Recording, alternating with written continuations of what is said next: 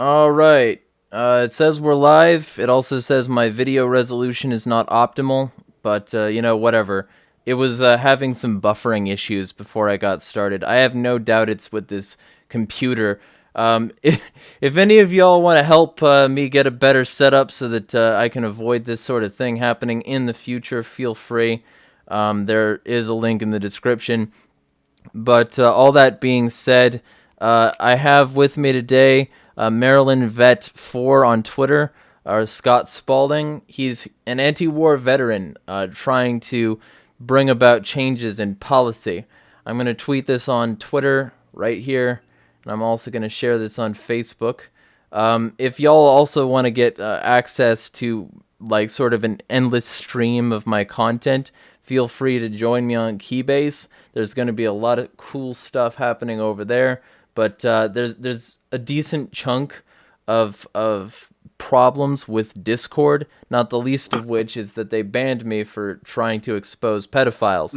So if y'all want to have a platform that doesn't fucking do that, get on Keybase. It's great. It has like verification that you have the power over. It has like actual like hubs of information where you can find people's identities because they chose to put them there instead of like people please consider me a valuable enough public figure to give me a blue check mark. It's a very good place to be, and I highly recommend it. It's privacy focused. All that being said, speaking of privacy, let me read the actual sponsor, because Keybase does not sponsor this as of yet. Liberty Professionals will help you secure your home, small business, and life. It's run by a residential security expert who is an ASIS board-certified physical security professional. And if you need work done in the Virginia area, they do missing persons investigations, skip tracing, and more. Contact them for more info. He has all the necessary tools in his toolbox to bring you peace of mind and stability for the future. Support Liberty businesses and these streams by heading over to libertyprofessionals.com to get your consult today. All that said, and all that out of the way, this is an interview sort of spawned spur of the moment because last night on my new Twitter network of basically where I help all us assholes who want freedom network together, the Harding _ network on Twitter, I put out this tweet train thing that I didn't actually think would gain that much momentum, but apparently I was wrong in that regard. And the tweet train was like, say a reason you're anti-war if you are, and tag somebody you know who is anti-war, so that we can keep this going. And there are now like hundreds of responses to that, even though the account is relatively new and it only has like a few hundred retweets on the other tweets and like only a little over 100 followers. But like I threw this out there and I wanted to see if I could get some good impressions, and I did. And among those good impressions was my current guest, who's been following me on Twitter for a while for my anti-war bullshit, and a lot of this stuff I do is centered around that because I think it's a real good, clear sort of example of the state that they have no problem killing people they don't know for profit. And they have no problem spreading sort of the empire to other countries who have nothing to do with us so that they can expand their power.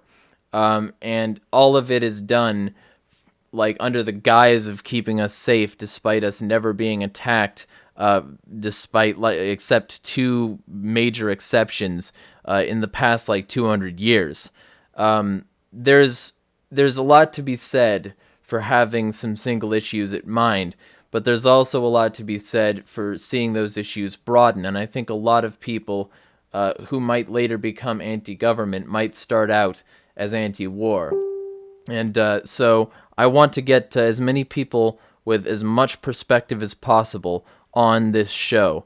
I recently had on Rayford Davis. He's an ex-cop. He wants to expose the drug war for what it is. He wants to sort of shine a light on police corruption, and he also wants to, bring people to the side of libertarianism and voluntarism, etc.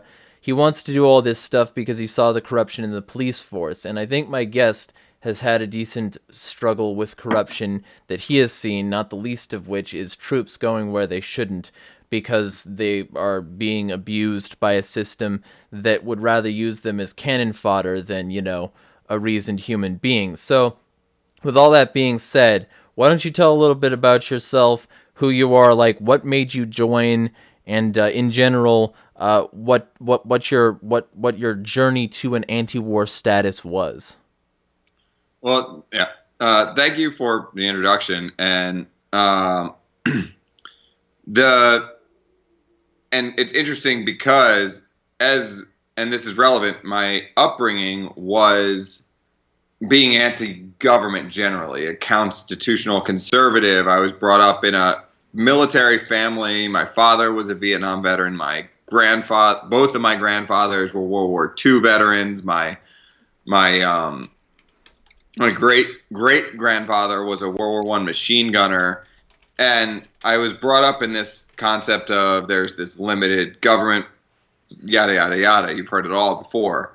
And so there was no doubt in my mind from the time my earliest memories that I was going to be another patriotic member of this tradition. And I joined the Marine Corps. I went to boot camp in 2003 when the war was just starting. Like literally when I was in boot camp, they pulled us all out and it pulled us all out of bed in the middle of the night and said, well, the war just started and you're all going. You know what I mean?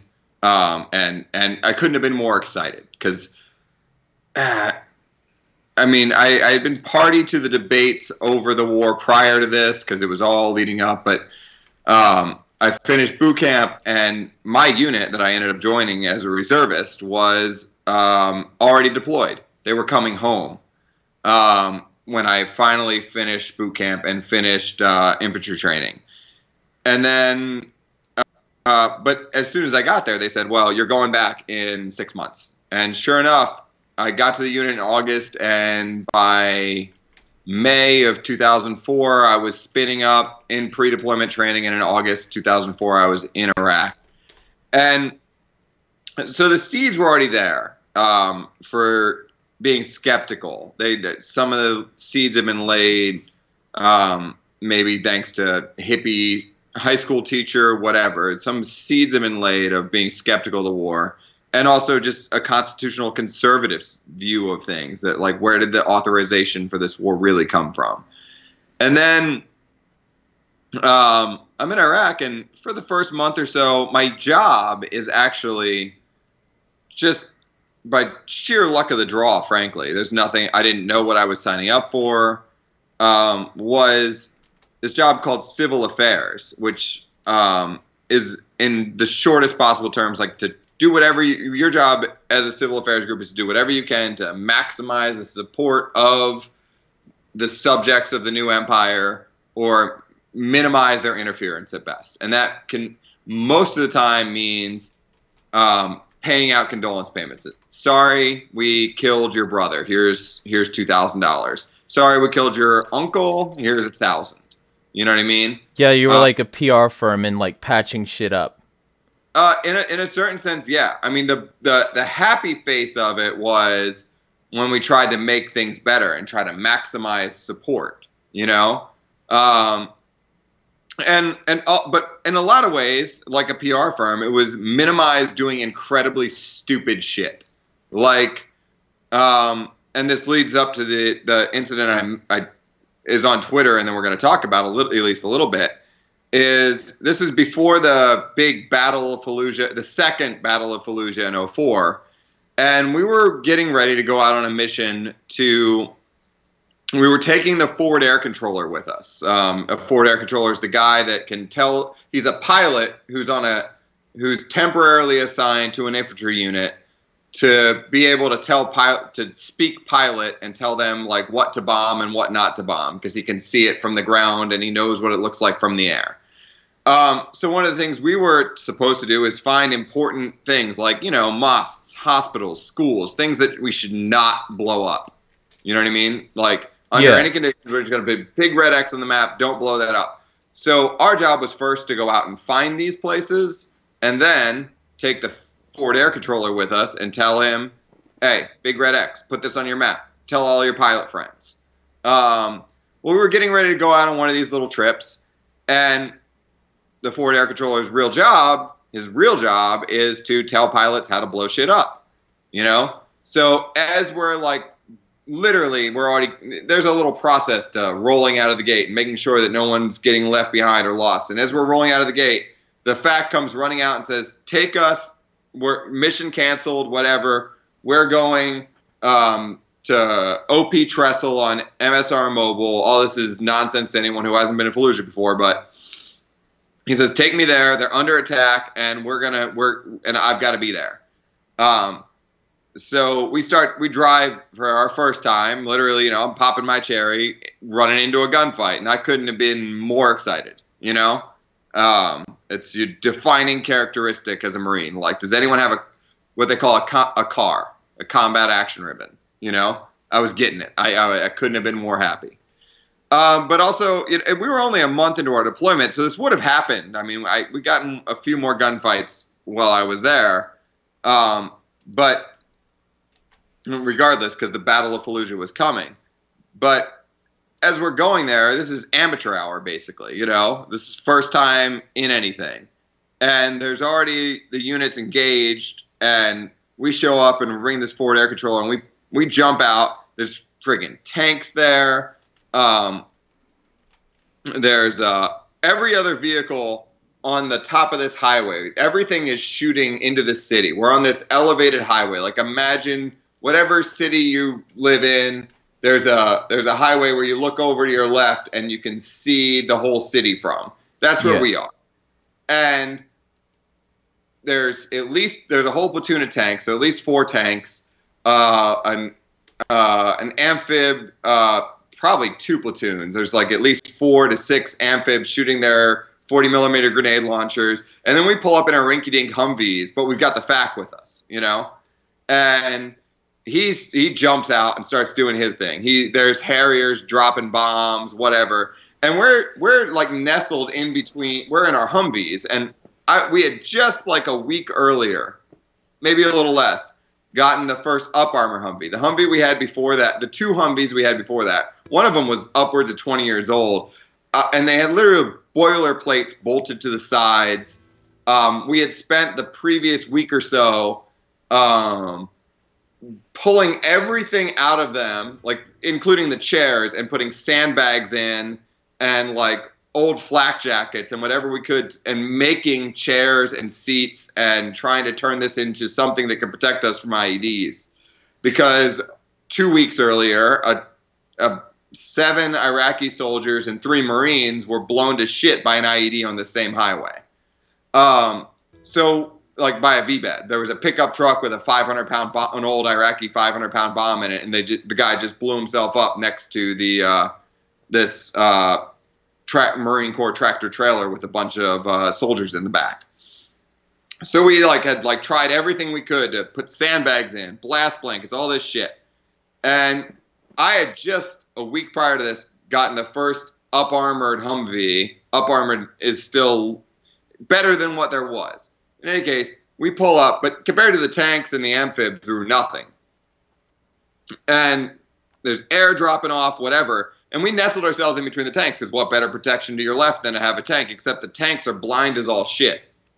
They can't see anything except what's right in front of them. Right. And occasionally what's behind them, right? Like occasionally they have a cam? At this point, I don't think they had cameras behind them. I wouldn't know. Oh, okay. I've never been it, but they were, I mean, we were, and it was really grabastic, because what's funny is so there's this city in front of us, and we're a good, imagine any city, there's you're on the interstate and you're looking to your left, because that's the way the Fallujah was. You're still a good 400 or 500 yards. When you're looking over iron sights of a M16A2 at that point, you can't see a goddamn thing. There's nothing to shoot at realistically. Nothing you're going to hit. Right. So then, like, we get the bright idea. Well, the tanks have thermals. At this point, we're just guessing with each other. You know what I mean? My machine gunner up top, who was senior to me, is like, well, we'll shoot wherever the M16, unless you see anything else, we're going to shoot wherever the tank's shooting. Never occurring to us that, the tank could do a better job than we could anyways, you know? At one point we start getting shot at and we button up because literally I got hit in the calf. A friend of mine got hit literally. These pictures are ridiculous, but he got hit in the glass. He had personally bought, or his father as a gift bought him scope, an ACOG, what the Marine Corps ended up buying. But at this point, his father had personally bought it for him, and he had it on top of his rifle, and he got hit, and it knocked him unconscious when there was somebody who could shoot on the other side, hitting people. You know what I mean? Yeah. He hit my buddy practically in the eye. He hit me in the calf, but I was hiding behind my up armored door, so it was the only skin exposed. You know what I mean? And he started popping at my machine gunner. And my machine gunner pulled the door down and fucking slammed the lid and was like, fuck, And then this real badass, his name was Captain Chantosh. He was a Navy Cross recipient from OIF 1 from the same battalion we were attached to, comes over and is like, he basically called us out as being pussies. And he was probably right a little bit. And he starts telling us to shoot at, in Iraq and any city in the third world that doesn't have a reliable water supply, they usually have a big cistern of water on top of the roof of their house. And he starts telling us to fucking machine gun. If you can't find a target, shoot any car because that's a means of transportation for the enemy. That could be a getaway car. And shoot the water cisterns on top of their houses because that will deprive the enemy of sustenance. And that sounded perfectly reasonable at the time. Civil affairs Marines that are supposed to maximize civilian sports. And we were like, well, they're shooting us. Fucking brains go out the window, you know? So we're like literally shooting up their clean water supply. Their infrastructure.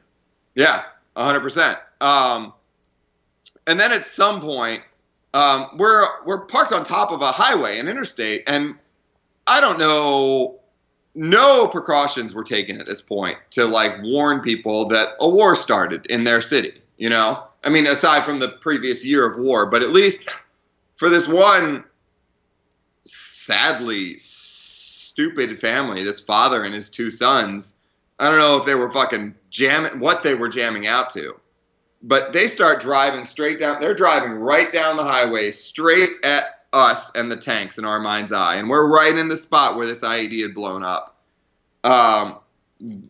We immediately convinced ourselves this is a vehicle-borne IED and he's coming straight at us, So fucking me and my machine gunner turn and we just start blasting, fucking Frank Reynolds style. Just anyway, I started blasting. And we shoot the shit out of the fucking car. And then when the car comes to a halt and pulls off to the side of the highway, like the driver's dead, we call my friend from another truck down to bring his grenade launcher. And we're sure that like it's too close to us. It's too close to the tank. So there's this one person inside the car is dead. A father and a son. The father's been shot through the abdomen. The son's been shot through the arm. He's probably 13. We convinced ourselves that this could have a 500-pound bomb. That's what happened the last time right here, like not far from exactly where we were, So we're like, we somehow convinced ourselves that the best idea at the time was to start lobbing grenades at it to blow the bomb up while we're undercover. That way we could focus on fighting or something. We didn't even tell the tank that was closest to it that we were doing this. We just started throwing grenades at it with the grenade launcher. And then after a little while, one Marine had been shot through the thigh. I didn't even realize I had been shot in the calf. Adrenaline, whatever. It was it was a graze. It was just a flesh wound. I thought I had I didn't even think it was a graze. I didn't even think I had been hit. I thought it would just be like I had been punched in the thigh, like it hadn't even hit me. You know, like it just brushed really close. Right. And my friend got knocked out with this round to the eye, and So did that? Okay, so did that sink into his eye, or did it just like hit his no, glasses or something? you know, the pictures are incredible. It stops in the not the objective lens, but the secondary lens of the ACOG. It's part of the reason the Marine Corps bought ACOGs was how fucking sturdy they were. Mm. It lodges up against the second lens of the ACOG, And it just and sort of sits there. yeah. So you didn't even catch shrapnel. No, he caught shrapnel because the jacket of the round stripped off when it hit the Oh. ACOG and hit him all along this side of his face.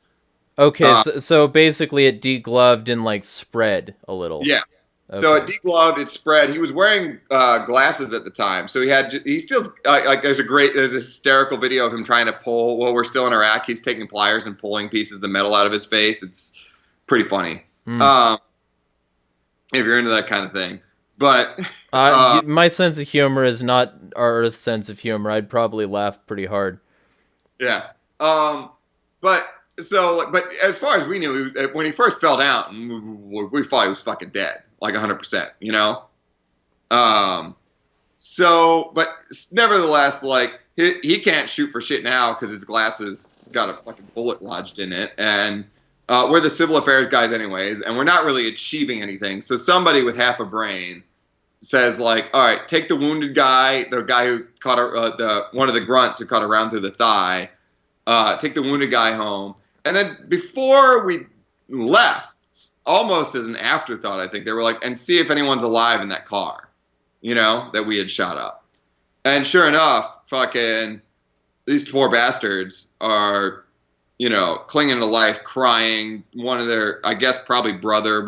I never got a look at what actually happened. And normally it would be our responsibility to deal with those things, but I think they outsourced it in this case because literally this would have been my job, would be to pay the condolence payments. And I did that hundreds of times. But in this context, it would be kind of like, you know, maybe not good optics. Hey, here's some money after we're the ones who actually did this just now. Oh, no, we did that all the time. It was just Oh, because, okay. So you have personally shot people and then like had to pay money. no, I never personally. This is the only event where I personally hurt an innocent person. Right. Uh, Okay. but in this particular case, I think they had one of our like companion teams do that job. Okay.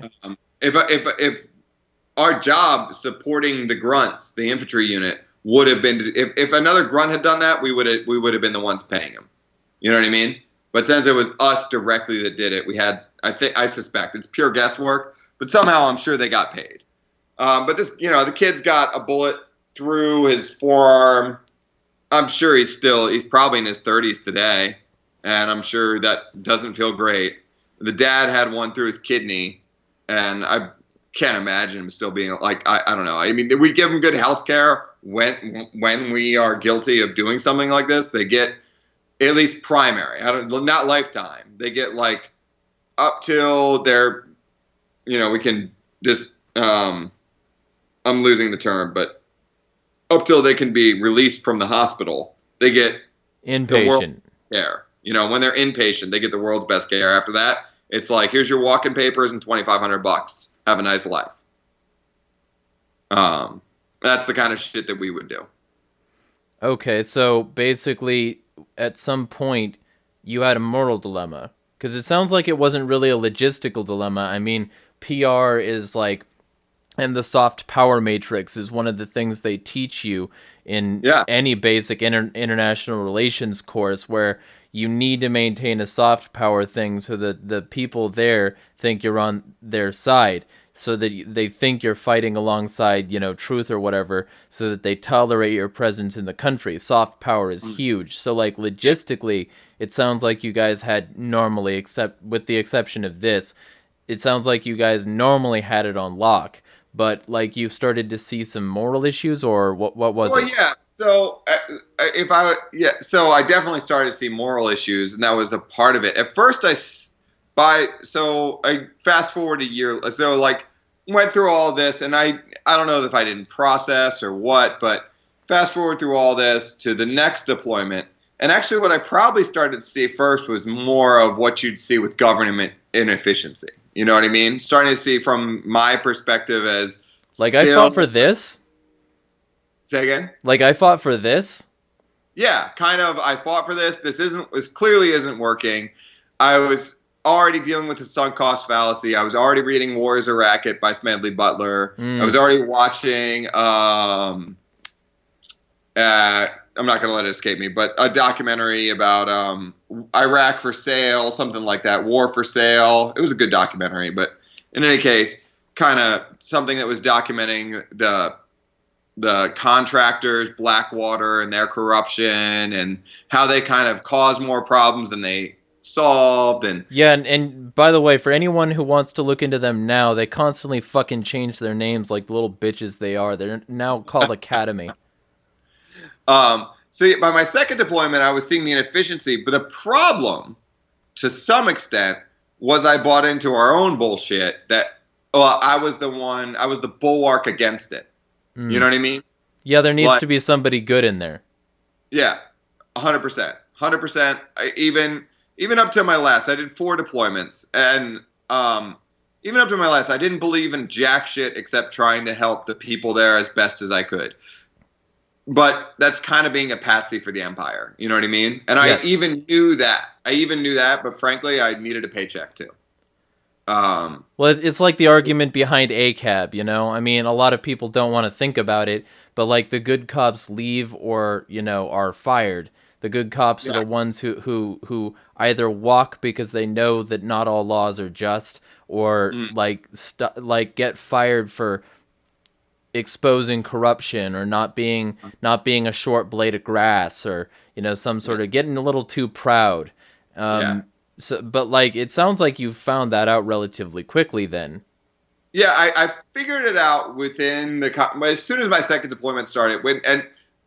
Frankly, we had a great team. I still love. They're some of my best friends in the world. Were the guys I was there with, and the guy I worked for, just an incredibly charismatic guy who's moved up in the world, in the government world, and I'm not going to even dare to mention his name because I still love him on a personal level. Um, but um, but yeah, as soon as I didn't have those personal loyalties anymore, as soon as my second deployment came around and I was going to Iraq again, and the personal loyalties weren't really a part of it because the Marine Corps does not give a fuck who your friends are. It doesn't give a fuck about you. None of the DoD does. Of They don't give course, you're a. green. You know what I mean? No, it was actually the fact that I. Well, I mean, I don't know what you mean by green, but it was actually the fact that I was seasoned. They just disperse you No, I around, mean and they. you're not black, white, red, yellow. You're green. Yeah, That yeah, mentality, not green absolutely. as in new. Yeah. But yeah, so they don't give a fuck about that, and they don't. As far as the big green weenie is concerned, um, you're just another cog in the machine, and so you'll go where we tell you to, and personal loyalties and commitment to the cause are totally irrelevant. You Mm-hmm. know, and God, the fuckery on the second deployment. I mean, just unbelievable stupidity from like my perspective. I was the only one who had deployed before doing our job in this new unit, and they wanted to do things like, I mean, literally, searching a house was carte blanche to rob the house, to steal anything. Mm. Searching a store, steal all the cigarettes. Um, Break windows, who cares? And to a certain extent, it was apparent to me even then. And I was relatively good about policing the Marines on this because I took it upon myself. And I know this isn't your audience necessarily, but I took it upon myself to start making constitutional arguments. This might appeal to some people out there, and I used it all the time. I Was got this some constitutionalists here. well, I would say that this is what the redcoats would do. This is exactly why we have a no quartering amendment. They would try to be like, well, we're just going to sleep. We're going to kick these people out and sleep in their house tonight when we would search their house and we got tired.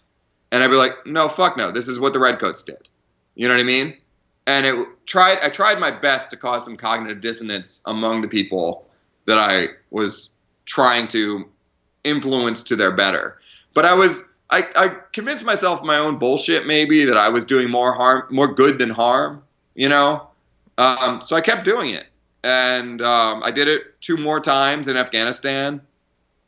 Um, I still maybe kind of believe I didn't pull a trigger again. I almost did in my second time in Iraq, but I actually talked some Marines down from shooting because I told them, hey, like there was a similar thing. There was a sniper amongst a bunch of civilians, and I was like, let the tanks handle that. You're not doing any good by shooting. You're probably just going to hit an innocent person. And I stopped a few people from shooting. You know what I mean? Yeah. So, I just said, like there were some pogues that wanted to pop their cherry. There's a lot of that.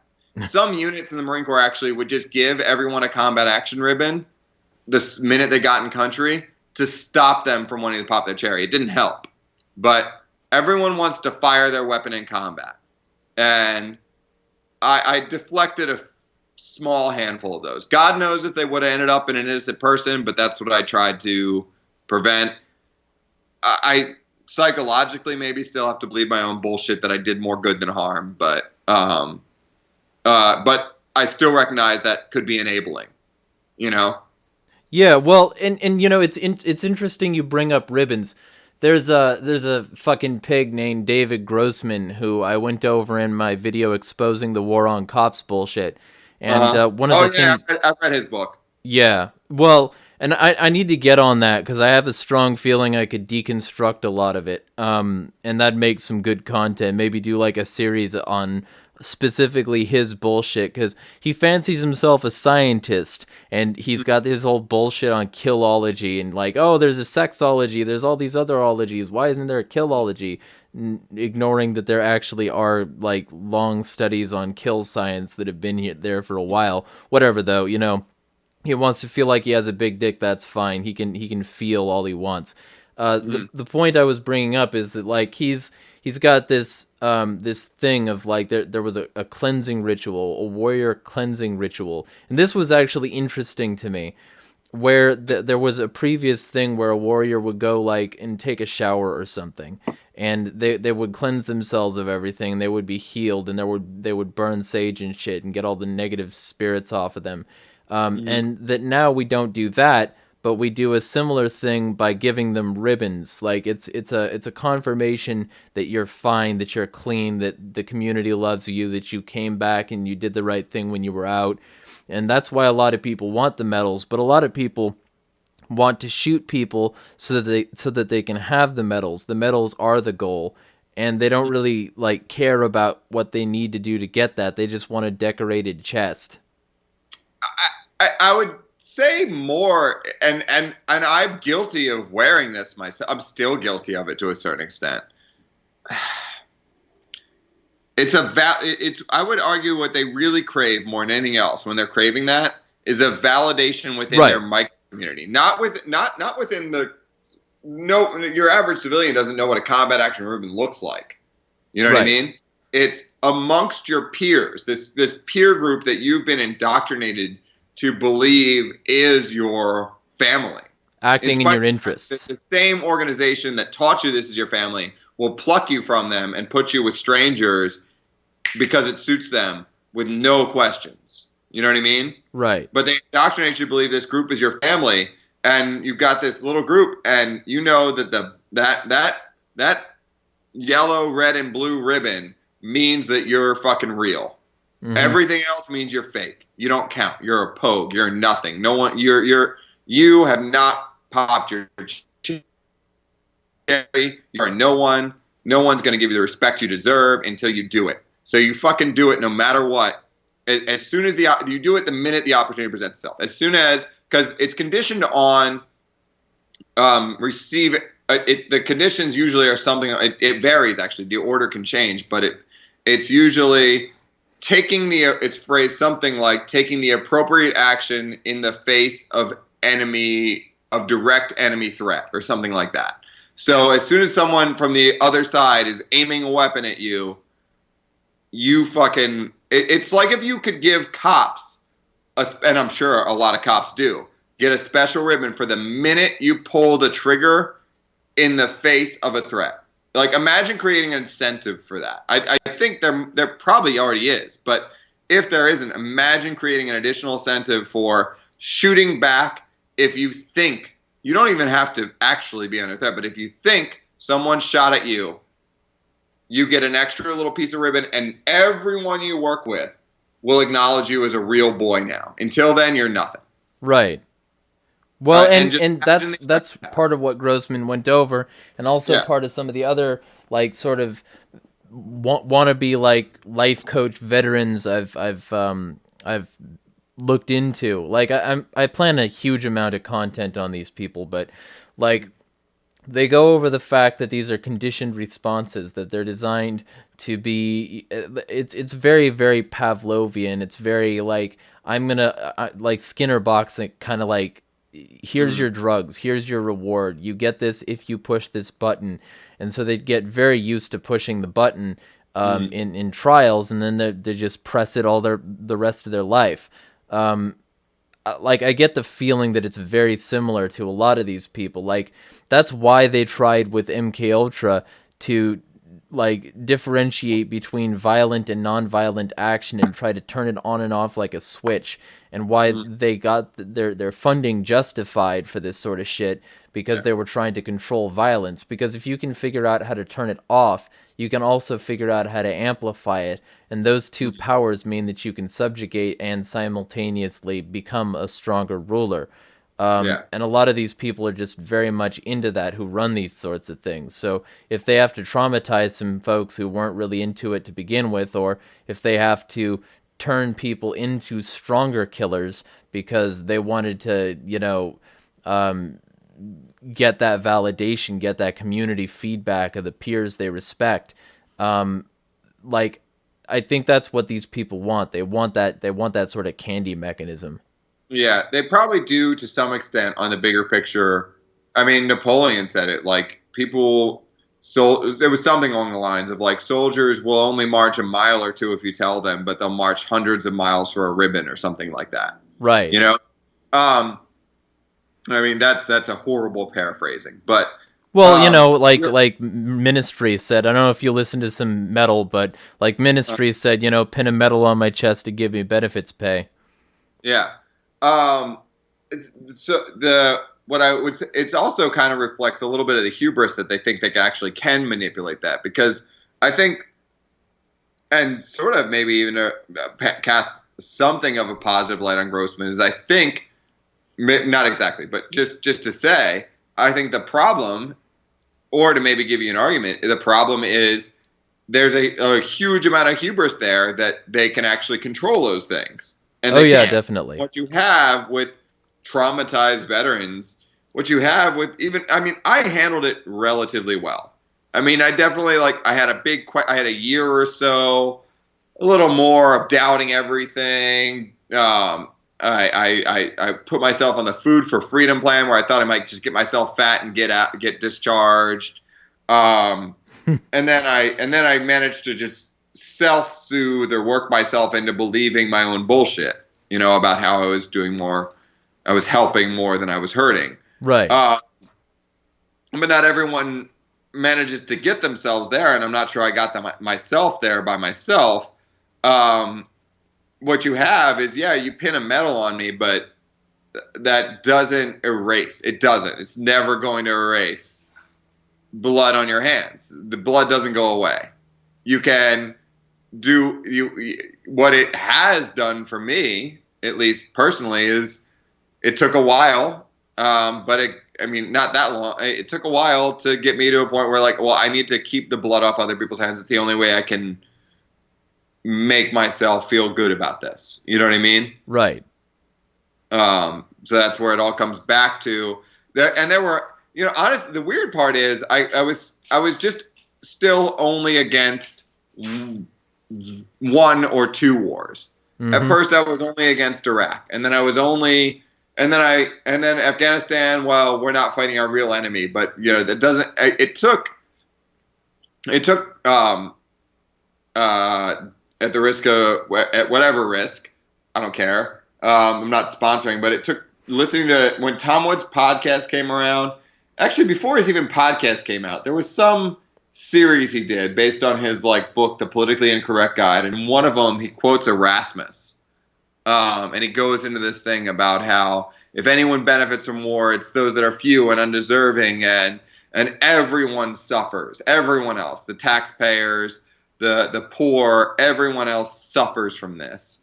That really finally they made the conservative part of me click into the anti-war part of me. Like the anti-war part and the conservative part were separate.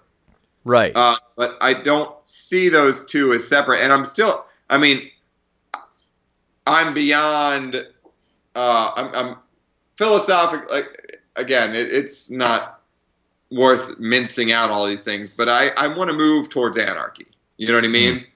And anything that seems and war is the health of the state. So anything that seems to take away from war, I support and I want to move in that direction towards less and less government. Right.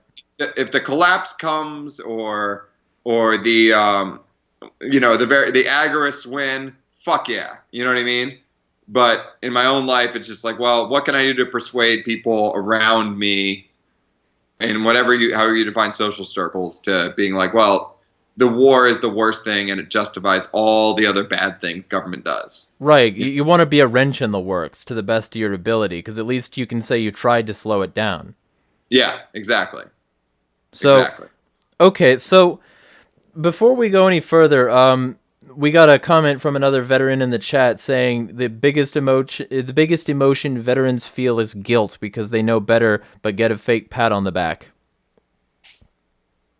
I'm just like wondering if you got some like, That hit me. That's a good one. yeah.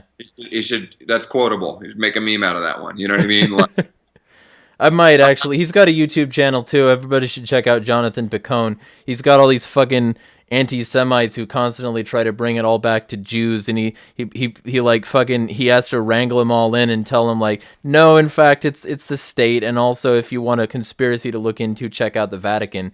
So he's an interesting character. Um, yeah. but No, that's a good line. That's a good line. That's solid. Yeah, the guilt. The guilt, but guilt. I mean, the guilt over like stealing a candy bar when I was 5 motivated me to be a good person for a long damn time. You know what I mean? mhm. Like, guilt can be a force for good in a peculiar way. If You know? used properly, and if you don't become self-destructive or destructive of others because of it. Oh yeah. Oh yeah.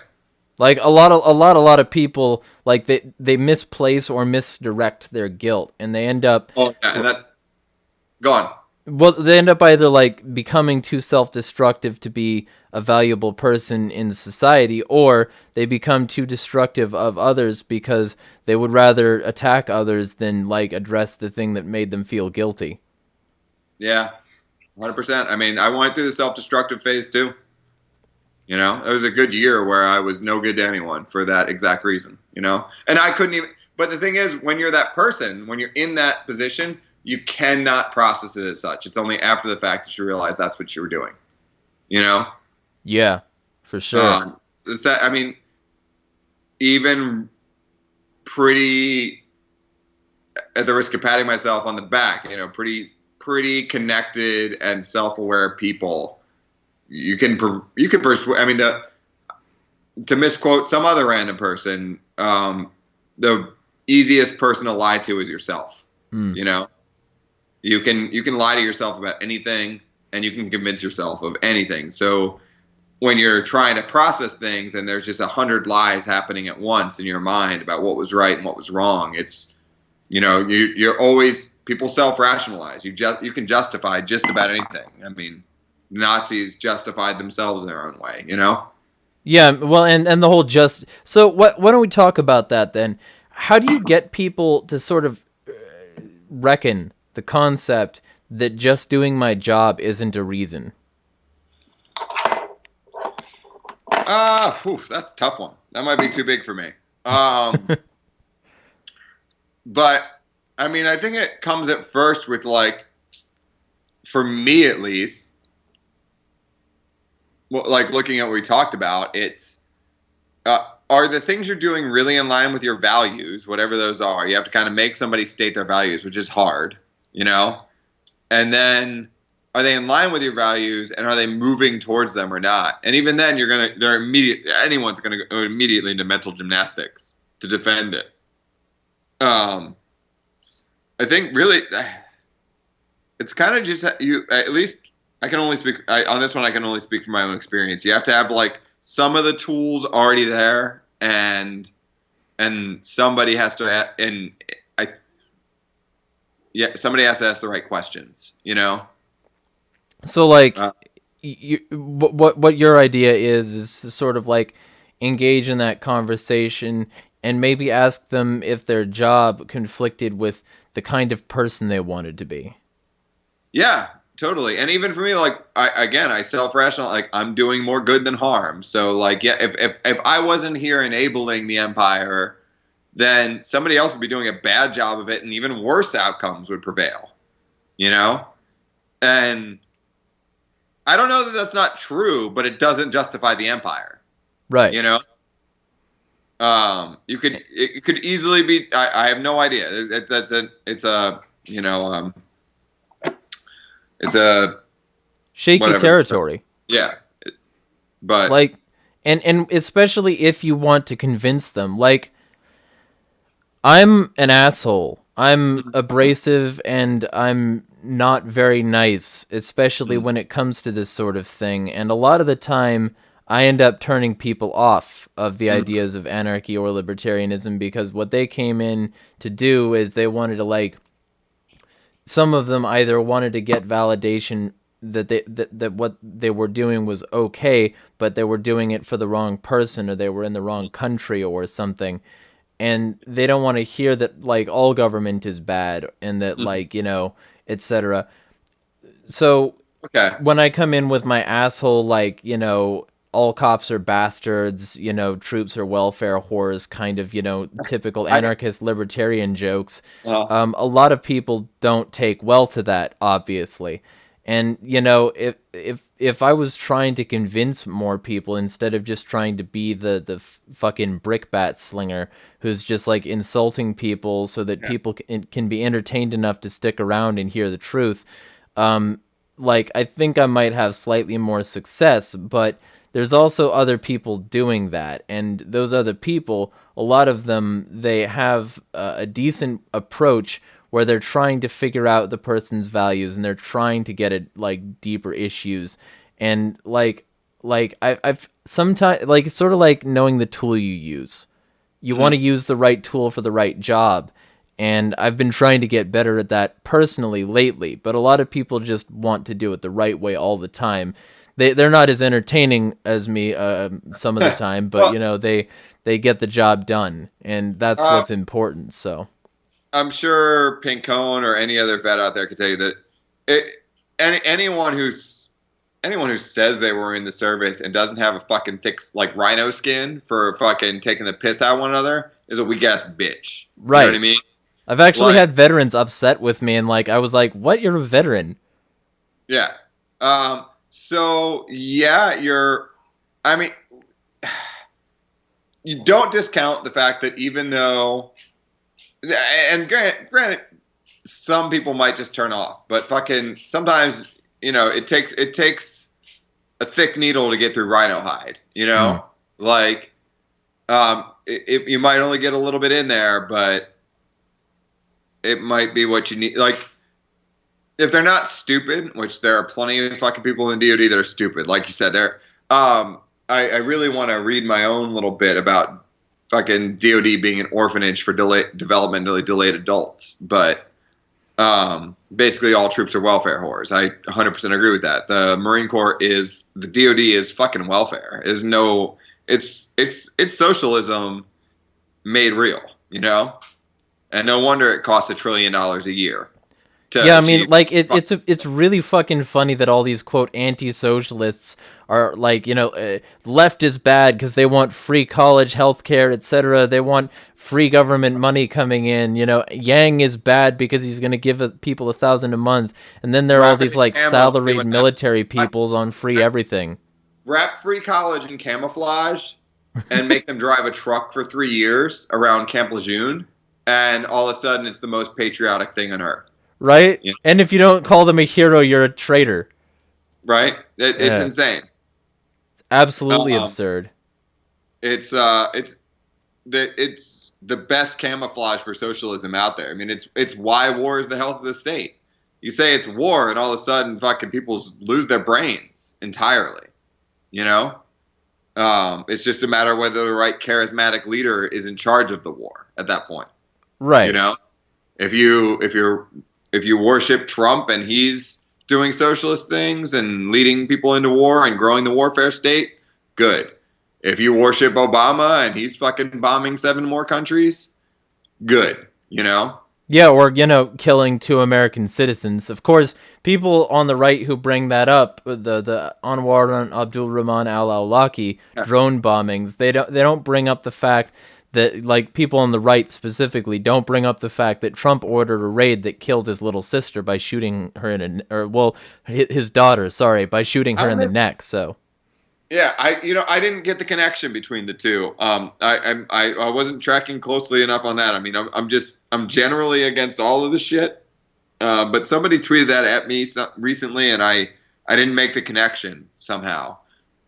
Because I was like, well, I'm against both of. It was somebody from the left or the right trying to argue against me, and I was like, well, I'm against both of these, so I can't comprehend where you're like, what's your argument? You know, for exactly that reason. Like, um, I'd like if you want to transition to because the fucking warfare state's a disaster, and we all agree on that.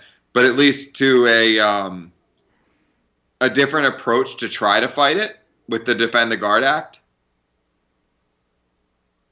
yeah, well, so on that score, let's talk about that specifically. What is that? Okay, so I'm not the world's best expert on it. I think Pat McGeehan or Michael Bolden and the 10th Amendment Center would be the best ones. And this isn't a plug; it's just the source. You know. Well, 10th Uh, Amendment Center is good people. They put out yeah. relatively good content all the time on the slow march of tyranny. Yeah. Okay. But I just didn't want you to. It's not like I'm anything for them. They're where I got this information from. And bringourtroopshome.us is the people that I first got something from that clicked that there was an action item, something to actually do. Because we could bitch about the warfare state all day long. And I mean, unless you want to pick up a gun and start fighting them or go agorist and stop paying taxes, all of which are awesome as far as I'm concerned, go to town. But for those of us that are a little bit, you know, too bourgeois or whatever at this point in my life to do all those things. Bringourtroopshome.us or not? What the fuck am I doing there? The Defend the Guard Act is the idea that that states can refuse to allow the government to use the National Guard unless there's a war declared. It's constitutionally unclear. There would be, if this law gets passed, there would be a Supreme Court case over it, no doubt. As it stands right now, the Supreme Court has ruled that the commander in chief can deploy the National Guard anywhere he wants in peace for training purposes. It's not clear that that extends to the AUMFs or to undeclared wars. So the idea is basically that a state, any state, ideally a state with a lot of military bases, doesn't matter if it's Democrat or Republican, but as many states as possible introduce and pass a bill that states pretty clearly, and there's sample legislation on the 10th Amendment Center, that the militia or National Guard of this state can only be used in times of war. And I'll leave the constitutional argument to people that are better at it than me, but it seems to be on pretty good footing because when West Virginia tried to pass this bill initially, DOD flipped out. It got through the first chamber of the West Virginia House of Delegates, and when it got handed off to the second one, and was looking like it would pass, they sent the chief of staff. They sent somebody from the joint somebody from the Joint Chiefs of Staff. They sent everyone they could to threaten to shut down every base in West Virginia, and that panicked the West Virginia state legislature enough to keep them from doing it. Now, that seems like it could be a problem, except that it proves that it has some legitimacy, that it really scared DOD. So, ideally, if I get anything else, who knows? This is we got to throw friggin' spitballs against the wall and see what sticks. But ideally, if a state passes this bill saying that their guard cannot be used in undeclared wars, it will throw a wrench in the works that Congress can't get over without actually doing what they loathe to do, which is put their name to a bill declaring a war, because they don't want to declare a war that turns out to be a disaster. So, and also the military-industrial complex has never really had to spend that much time or money or effort influencing state legislatures. You know, it's just assumed that they'll get their support. But, I mean, my state legislatures, they've been kind of cowardly on this. They've only said they're interested in the bill. But they're not really beholden in the same way to the mic. And so the hope is that 1 out of fucking 50 states will pass this bill. And it would really only take 1. So this is why you should figure out who the fuck they are, because you probably never heard of them. I never did. Your state legislators, and get them to pass this goddamn bill, because let's just take A-10s for an example. There's only about 10 squadrons of A-10s and 2 training squadrons in the whole country. But there's an A-10 squadron continuously in Afghanistan, and they all go for 4 months at a time. And by the end of that 4 months, only about 2 of the aircraft are like combat flyable, because aircraft need a lot of repair and it can't happen in country. So if you take 1 A-10 squadron out of the loop, the whole fucking system breaks down. The machine will fall apart. So if one state that has an A-10 squadron, or some of the other really essential squadrons, like an AC-130 that do combat support for the special forces, because, well, if special forces are there, it's special, so that doesn't count. But they still need air support. And you take the AC-130s out of it, you take the A-10s out of it, you take the ground support aircraft that belong to the National Guard out of the loop, and the fucking system will break. And Congress will either have to step up and declare a war, which I don't think they have the nuts to do and won't do, or they have to accept that they have to reclaim and give the lie to the National Guard being militia. So those of you who have had this trouble with the National Guard being, well, if you're a supporter of the Second Amendment, you know, people will say, well, the National Guard is the militia. Well, it gives the lie to that. Because if they say, well, they actually belong to the national government, then they're no longer a militia. And the lie of the 1903 and 1917 militia acts is exposed. So either way, it's a win for anyone that wants more freedom. Well, so, okay, because I think people wanted clarification or response. We got Finian in the chat saying, whoa, wait a second, the militia does not equal the National Guard. What the fuck? Well, so the lie that was given by the 1903 Militia Act, as I understand it, again, not an expert, so open to correction, 100%.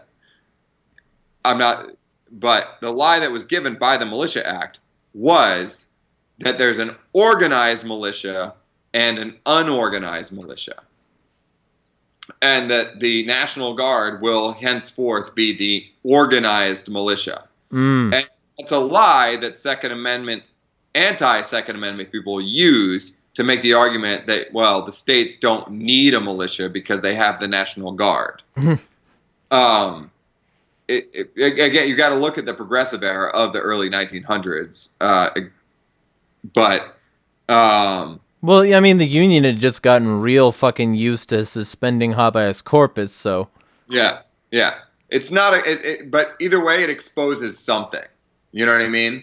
It exposes a lie underlying this apparatus. So you can get rid of the warfare state, and if they flip it on you and say, well, it actually is the case. This, the National Guard does belong to the states. Well, okay, then what about the second? Like that breaks your argument over. It breaks one of two. It breaks two arguments, maybe simultaneously, maybe one or the other. But either way, it's, I think, net beneficial, as I understand it. Right. Well, so just to clarify, so you're saying that it's in terms of the militia, you're referencing the current claimed legal precedent. You're not necessarily saying that this is what qualifies the militia as a concept, because he Yes, followed up 100, in the chat saying Virginia's declaration. 100%. Oh, sorry, you were saying something. I didn't see that. No, 100%. You're absolutely right. This is pointed at the fact that the National Guard acts, the relevant acts that give the power to federalize the National Guard, call the various state National Guards the militia. It's how they constitutionally justified those unconstitutional acts, in my amateur hour estimation.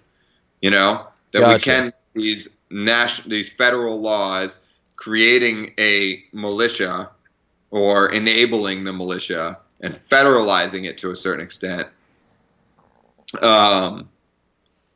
It basically exposes that, and even those laws at the time said there's an unorganized militia and an organized militia. And the unorganized militia is the citizens that we're talking about right now that are frantically typing at you. Even that law, as I understand it, says there's the unorganized militia, which is you, the firearm owners of Virginia, and every other citizen that's willing to pick up a gun and fight for their own country. And then they say that, well, the organized militia will be organized as such. Gotcha. And if they are organized as such and follow our regulations, we'll get federal funding. So it's basically trying to make slaves of the state militias. Okay, because he follows up. We got two people talking about this right now. Now, They I'm not the follow up. expert. I'm doing my. Virginia's Declaration of Rights, written in 1776, says Section 13 that a well-regulated militia composed of the body of the people, trained to arms, is the proper, natural, and safe defense of a free state. That standing armies in times of peace should be avoided as dangerous to liberty, and that in all cases of the military should be under strict subordination to and governed by civil power. And Jonathan Bacone says, last I checked, National Guardsmen wear patches that say they're U.S. Army, not militia, which Finian confirms by saying National Guard are and have been for a long time federal forces. So by that, you're trying to basically force their hand to state their terms. Is Yeah, that yeah. Right now, the National Guard, as I understand it, again, wholly agree that the militia is a state level. It's the people. It is the people of the state. right? No argument there. 100% in agreement. The lie that I think was created by the various militia acts and National Guard acts, primarily, I'm pretty sure it's 1903 or 1907, and then 1925. I can't tell you the exact years. The lie that was created was that there's this Title 10 and Title 32, and that you can a militia member can simultaneously swear allegiance to their state and their federal government. That's Title 10 is the national government, and Title 32 is this federal CFR Title 32 that says that you're also technically allegiant to the state, but it's not clear when you belong to the state, and it's up to a negotiation between the state governor, the state, and the president when you belong to the president. Ugh. Is the way I understand it. But basically the idea is trying to force state legislatures to say, our National Guard belongs to this state and cannot be used unless, and this is going off of original Constitution, unless there's war, invasion, or insurrection. It's Gotcha. so unless pre-amendment, just the primary constitution, unless there's insurrection or invasion or unrest or something along those lines, is the way they phrase it. The National Guard cannot be utilized. That doesn't say um, military force has been authorized or some other such nonsense. Right, So yeah. basically trying, and again, it would all depend on state attorney generals and whatever, but basically trying to get a state to stand up and say you can't use our National Guard. Right. I Okay. don't know that it'll stick. I'm just trying to throw something against the wall that might throw fucking sand into gears, like we said before. Yeah, yeah, yeah. Well, and it's one of those can't hurt to try situations. Yeah. Like, although to me, like personally, I don't go for the whole like vote your way to freedom thing. I don't think I that don't it's think that. Yeah, I going. don't. Yeah. Well, it's okay. So my point is that like the idea of this is good. It's trying to throw a wrench in it, and I hope it spawns some more activists in that regard. Like very much, but ultimately, it starts on a philosophical level. Because I mean, even if this happens, even if it does get engaged, there's not going to be a hell of a lot of action if the state government just starts rubber stamping wars anyway. So, my question to you is, how do you get people to start seeing the light in that regard? Like, what sort of thing would you say if you were sitting down and talking to somebody who was, say, concerned that they might have killed some innocent people? Yeah, well, so it all depends on the person I talk to, right? If it was a vet that I was talking to that expressed that concern, I think that's relatively easy. You know, like, why were you in this position? Who told you it was the right thing to do? You know, why are you talking about this in the first place? You know, if it's everyone else is just so propagandized and in so many different ways. You know, the fiance was a pretty easy sell. Um, with you know, just in general, most people are adverse to killing. They don't like the idea of it. Um, there's very few. There's just a small proportion of males that police, the military, and drug gangs recruit actively that are not adverse to the idea of killing. You know, Right. um, and even then, over time, you know, depending on the time frame, I would venture to say nearly all of them question it at some point. I would border on 100% of the people who are put in the position of taking a life, um, rightfully or wrongfully, even if they were 100% correct in doing so. I think there's something pretty like natural about questioning whether taking another human being's life is the right thing to do. I don't. I've never met a person, and I don't want to meet a person who doesn't wonder about that. Mm. You know. So if it's a person who's going to actually be in that position, then that's you kind of have to meet them at the right time. The real challenge, I think, on some level, is the people that think democracy somehow. I mean, the reality is that democracy absolves them of responsibility. That, well, I voted for this person, that doesn't mean I wanted this thing. They can remove themselves from the direct consequences. You know? Yeah. And Well, acting by proxy. yeah, they're just acting by proxy. And well, in this case, my proxy didn't, I really didn't want them to do it. But, you know, I mean, already people who are put in the position, in my own experience, that are put in the position of killing wrongfully, undeniably wrongfully, mistakenly, but wrongfully, you know, can make infinite excuses and then justify and say, well, I learned my lesson and I told other people not to do it, you know. But people that are removed by the democratic process from it can just, they never have to bear the weight. They never have to carry any of the consequences of their action. And that's really ultimately the reason why democracy is not a good, great system, because you can just absolve yourself of any sin. Well, right, and of course, like that's the chief goal of democracy is to pool sort of the guilt so that nobody has to bear the guilt alone. Like, well, Hmm. yeah, we did it, but we did it. Like, Yeah. and that's sort of what the military is. It's sort of like that force incarnate. It's saying like, we're going to go over there, we're going to do it, but we're going to act as a unit so that there's like nothing that can be said about any one of us that couldn't be said about all of us. And if you, that basically means that like if you fight one of us on these issues, you're fighting all of us. And Hmm. you saw how we kick those guys' asses, we'll kick your ass too. That sort of mentality. Oh yeah, 100%. So on that score then, so I guess a decent question is what kind of person is generally attracted to the military to begin with?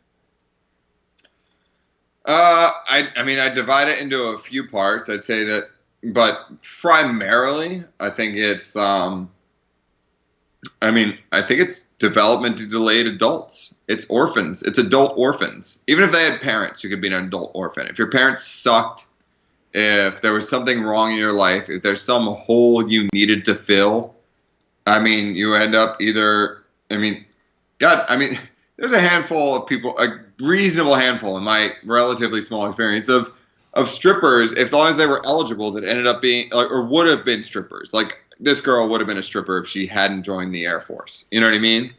Yeah. Like it's it's it's people that need a new daddy in their life. They need Well, a it parent. and also of course a lot of And I these people are if my parents poor. were going through a divorce, I was raised on it. I was raised on the military. I probably would have done it anyways. But even my dad, who was this Vietnam vet and fourth generation, he talked me out of going active duty because he thought it was going to lead me down the wrong path, and he told me to be a reservist. You know, um, people with active parents tend not to end up in the military. You know, it's just an orphanage. It's an orphanage for developmentally delayed adults with free housing. As long as you didn't fuck up too bad, it's not as you know, you're not going to get let in if you have a drug problem or you know couldn't even fucking be bothered to attend high school because that's all it takes to graduate. But as long as you could like attend high school and not get addicted to anything, then this is your orphanage until you do three years, and then we send you to college for free, and you get 3 years of pretending to be Van Wilder while you're too old to be around the people you're hanging out with, and then you get a free house, you get a subsidized housing loan. It's this like, and then the government gets to claim all the credit for you growing up in front of them. Right. We make men out of boys. Yeah, but that's all just the same things would have probably happened if this subsidized Never Never Land wouldn't have existed in the first place. Right. You Well, know? okay. That see, and this is why I have like no problem adopting the mentality that the state is a gang, because that's exactly how gangs operate. They take disenfranchised poor people in who have no other way out, and they say, well, we'll give you a sense of identity and a chain, and you get to be in the crew, and we'll roll up on people if somebody fucks with you. And it's sort of like that mentality of like we'll sort of group together instead of like being alone anymore. We'll have each other. And a Mm-hmm. lot of people who are Yeah. lonely, a lot of people who have nothing else, will Yep. be gravitated toward that sort of mentality. I mean that's the. I mean recruiters are fucking human traffickers. That's what they search for. They search for people that are looking for something to fill. You know, a hole in their life. Yeah. I mean, yeah, you're 100% correct. There's the. I mean, I was an idealist. I really was. You know, um, but I don't know that if my family had been stable at the time, that my father wouldn't have talked me out of it. I mean, he wanted me to be an officer and go to college and do these things, and um, those are all things I actually worked my way towards for a while before I saw the light. But um, the but in general, the rank and file that is actually something worth discussing is the difference between the officer class and the enlisted class. All right. Well, then why don't you expand on that? Um, So having been accepted to an officer program and then reneged on it because I was disillusioned, I could sort of. I mean, I've never been an officer, but officers tend to be from the more middle class, generally from more stable families. They tend to have drank the Kool-Aid, and education more than anything else, in my experience, enables you to bullshit yourself. Again, everyone's best at lying to themselves. So, and also when you weirdly, it does. These are people that maybe they have something they need to prove, but they don't. Officers tend not to come from broken families. Um, they they are the father figure that's established over 40 young men. But the funny part is, it's just a father. It's more like the frat brother that's in charge of everything, who's too good for them, and your overseer takes care of you. But I'm the one that's going places. The officer class is separate because it's the patrician plebeian divide. It's that this person, he's really drank the Kool-Aid. He believes everything. He's never been in combat, just like the people he's leading, more or less. But he's in a position over you, and he believes in it. You know. Mm. So I don't know how to explain why there's this officer enlisted divide, except it really serves when a listless orphan joins the Marine Corps and gets sent to fight, and he's 18, 19 years old, and you have this college graduate appointed. The only thing that makes you an officer is technically is graduating college and going through, frankly, an easier boot camp, because I went through OCS at Quantico too, and then declined. The only thing that makes you an officer over them is it's not even age Or experience. It's not or experience. It's that you're a believer, because the only difference between OCS and boot camp is in OCS you can quit anytime you want and they'll send you home scot-free and no one will care, and they tell you that up front. Just go home. Yeah. That means you're a real Kool-Aid drinker. You believe it all. Okay, on that, so there would be then in this particular dichotomy like two tiers of potential conversion points where like you would have to talk to an officer differently, like you would have to really get Oh them yeah. to disabuse themselves of the Kool-Aid, whereas somebody who just went in like for a jarhead purpose might be closer to the truth that they're a meat for the meat grinder, fodder for the cannon, and they might be more likely to walk away, or if they're a veteran, if they didn't get a chance to walk away, they might get more likely to Yeah. realize that what they did was wrong and sort of change. I would say with both, the real lost causes are the ones who stick in too long. Uh, It's really the real lost causes. I mean, the one thing would be with officers. Generally, they're more intelligent, although that's not, that's dubious. But that only means being more intelligent. The measure of intelligence is being able to creatively craft an argument. So, or to lie. yeah, or lie. Exactly. You can believe your own bullshit more. You can make a more creative lie to support your own beliefs. But the worst ones of them all, and this doesn't bode well for changing the structure from within, which I thought I could do. There was a minute where like I said, I went to OCS and then reneged, where I thought I could change the system from within. I just thought if I got promoted to be an officer, then everything would change, and I saw that that wasn't the case before I took a commission. Um, but the officers will be able to bullshit harder. They'll be able to believe themselves more. Enlisted will maybe, most of them will maybe cling to their identity as such, but if they got out within 4 6 years, maybe even 8 years, they'll be fine. It's a rare bird that after 10 to 12 years and committing themselves to a career that they'll ever change. And that's problematic because those are the ones that really run the Marine Corps. The Marine Corps in particular, but also the Army, is a young organization.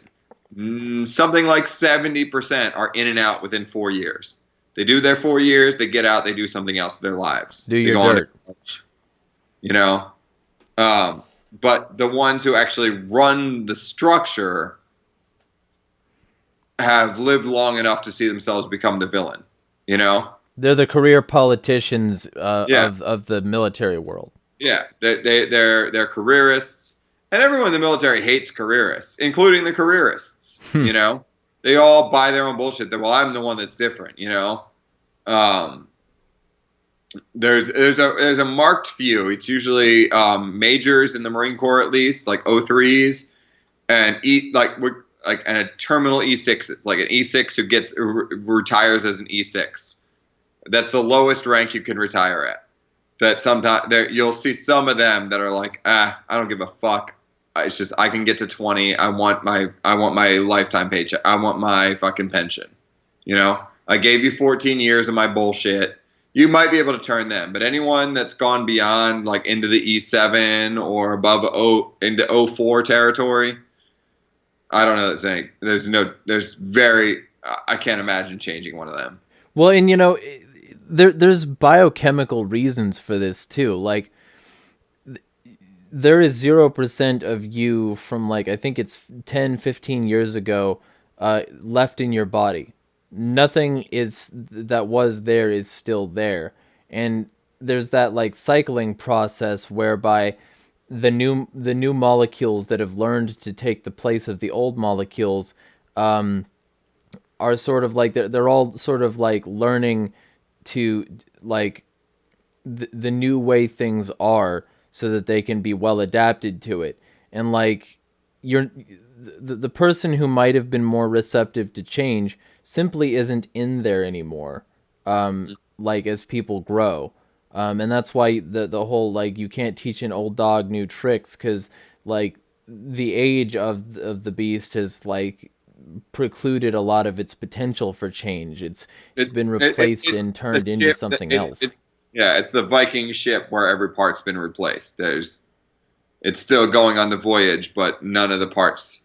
Or here, this is a favorite actually. Oh god, this guy was a shitheel. He was a murderer, like I'm pretty certain.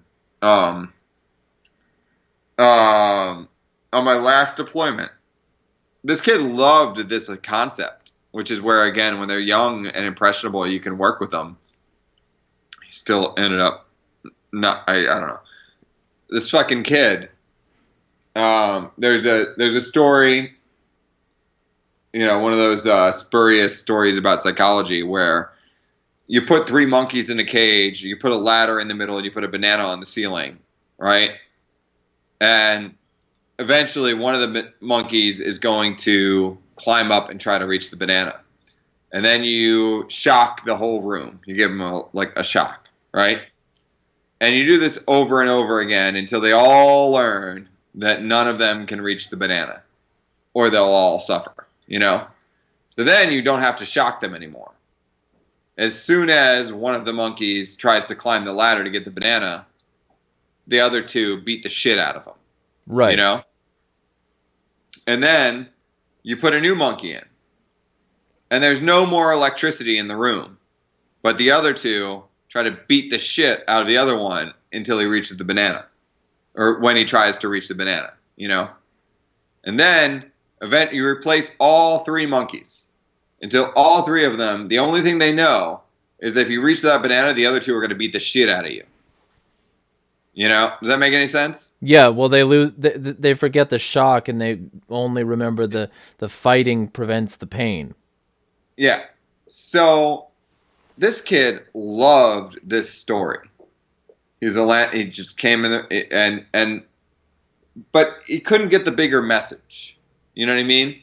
he was a shit heel. He kept fucking up all the time. He had some oppositional defiance problems. He would, he's one of these fucking welfare cases. God knows what the hell happened to his family, but he had been arrested for fucking a road rage incident where he pointed a shotgun at some woman before, and after the fact he just had huge anger problems. But you bring some dumb shit like this in, and then one day after after my last deployment, he over a beer, I was babysitting him because he was a fucking liability, but I took him like to the fucking wing house on base or whatever, you know what I mean? Like the literally government run wing house, and we had a drink because that was my way of trying to babysit him and still have, not be an asshole to him.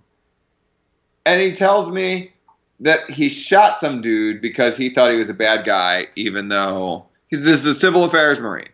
He says, I shot the motherfucker. And then the crazy part is, I immediately fucking quarantine this dude, drag him into his room, put him on lockdown, report it up the chain to NCIS, and NCIS says, Naval Criminal Investigative Services, they sequester us the minute we get back to our base. They interview me, they interview him, and they say, well, it was in Afghanistan, it was 3 months ago, there's no evidence, we can't do anything with this. It's like, motherfucker said he shot somebody, an innocent person, just because he didn't trust him.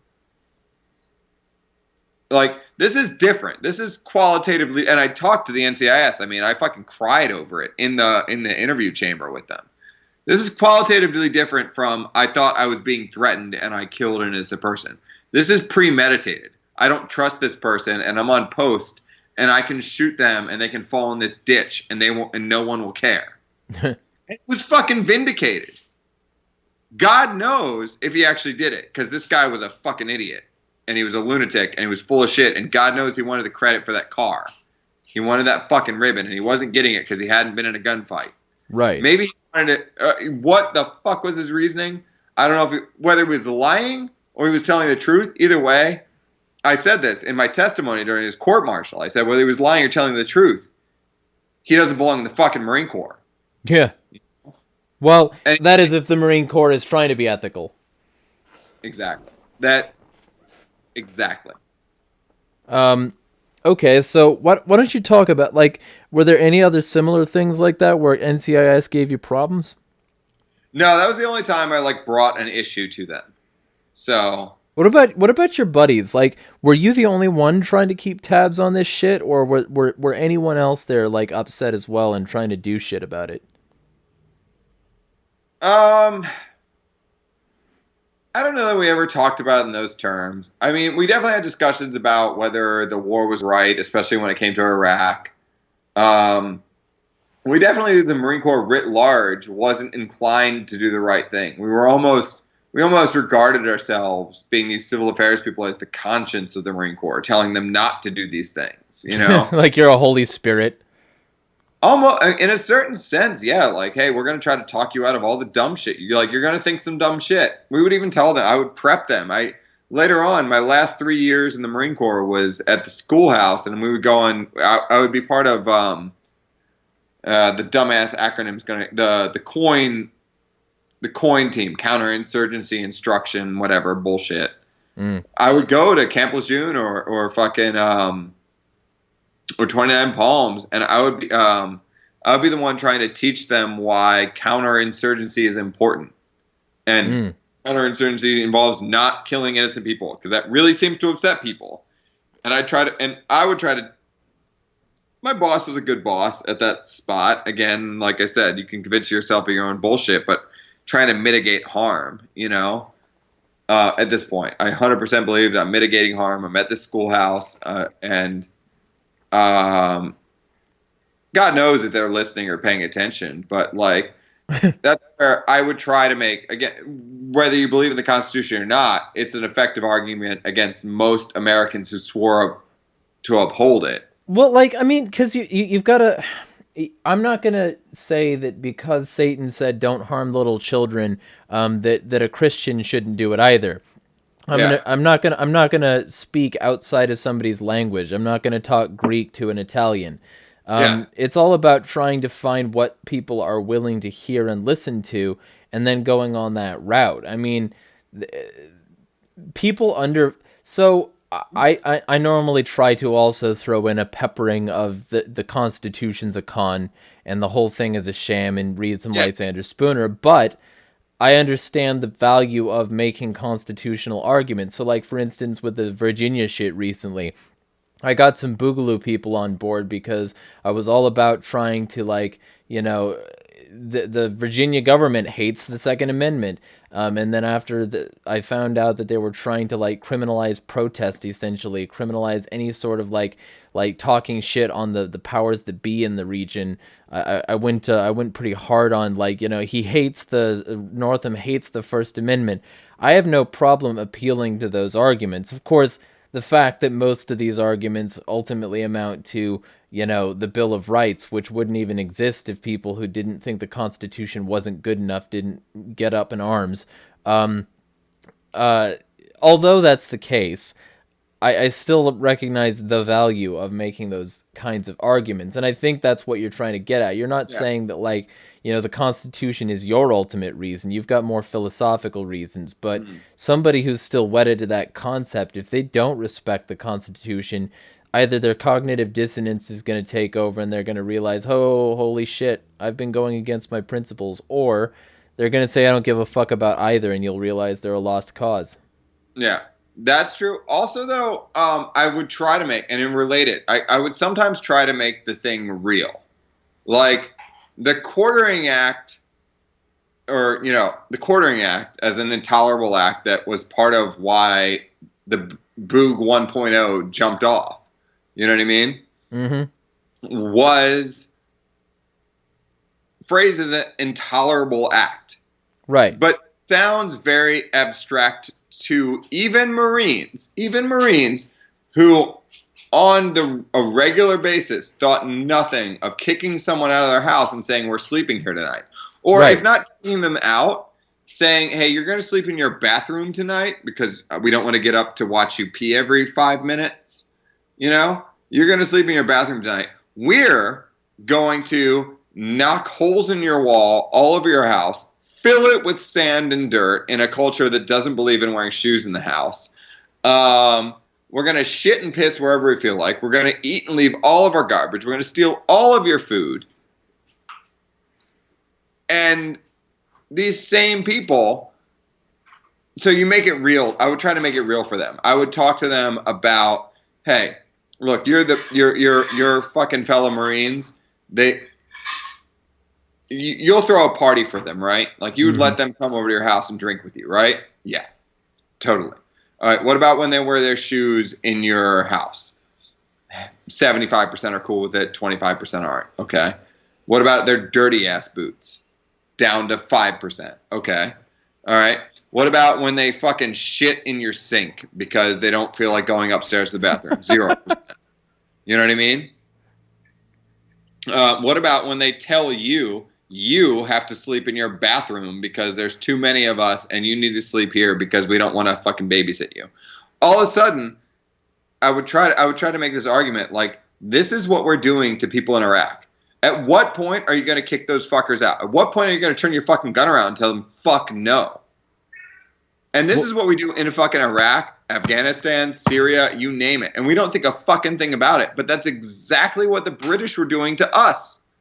well, right, And and of course, like the violence. Like, there's a song by a great musician named Faithless, and it's called "Bombs." And there's a great line after a bomb hits in the town square where he's like, um, "Everywhere there's panic and confusion, dust covers the sun.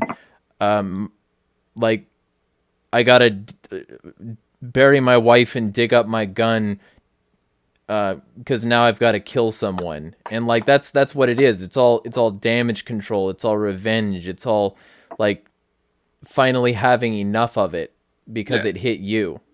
even if we were perfect angels, I mean, honest to God, imagine this is another one. This is a beauty.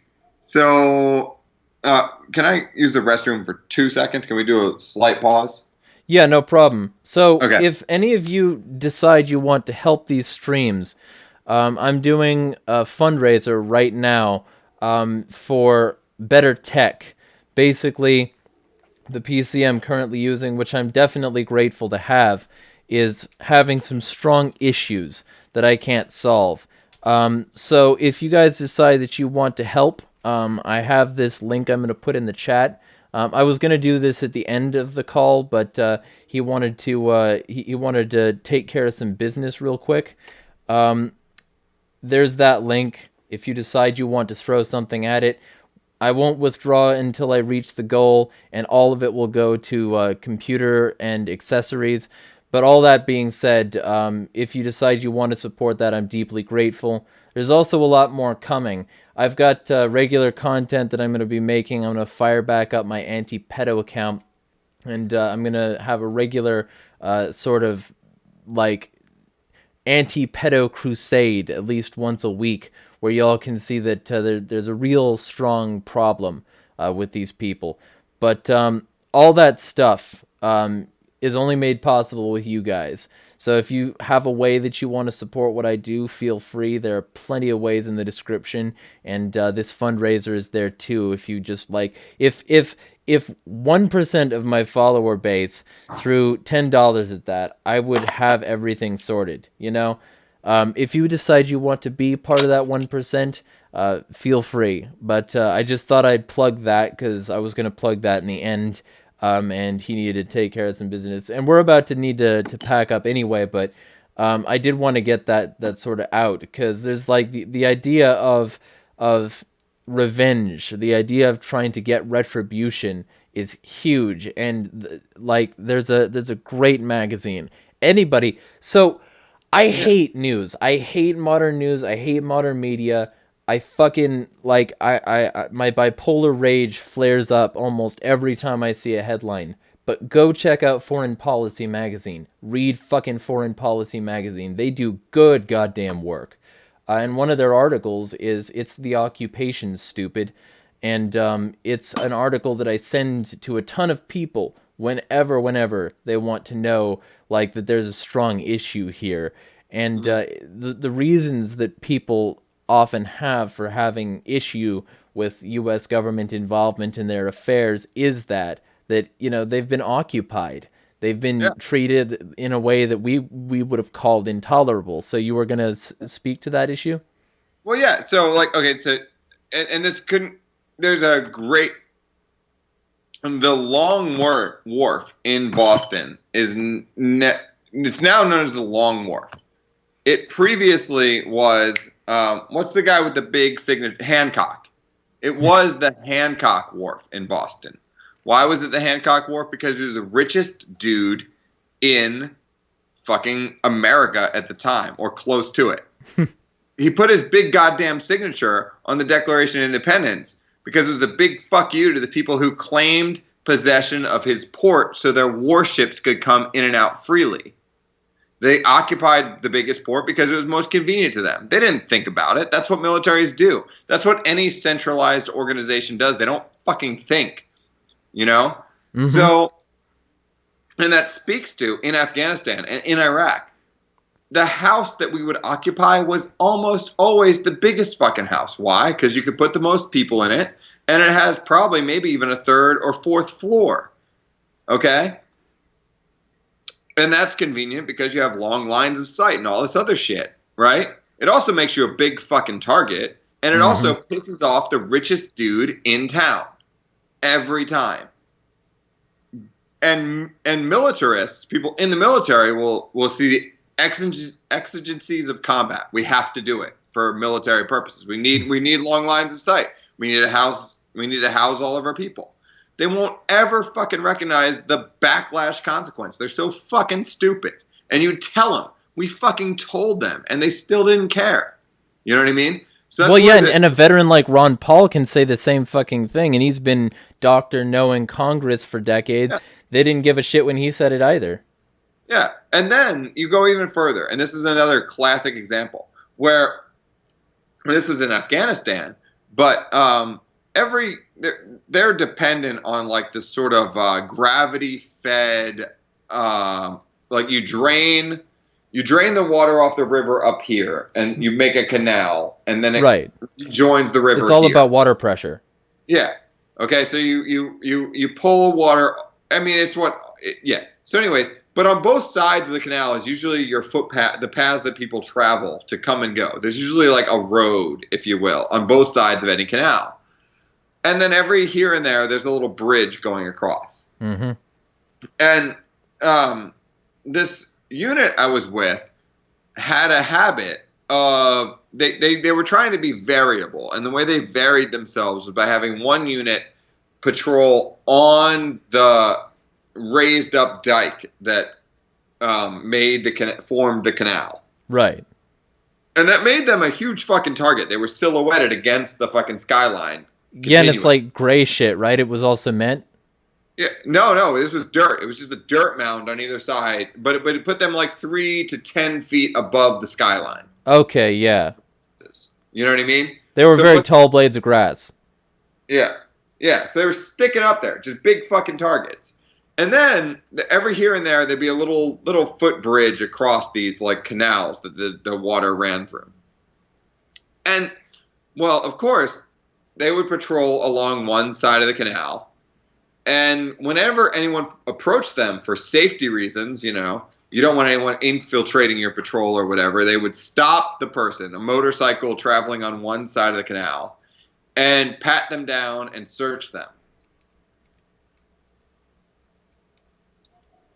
If somebody actually gave a shit about being searched for weapons, they could easily, at pretty much any point, cross this canal to the other side and go unmolested about their way.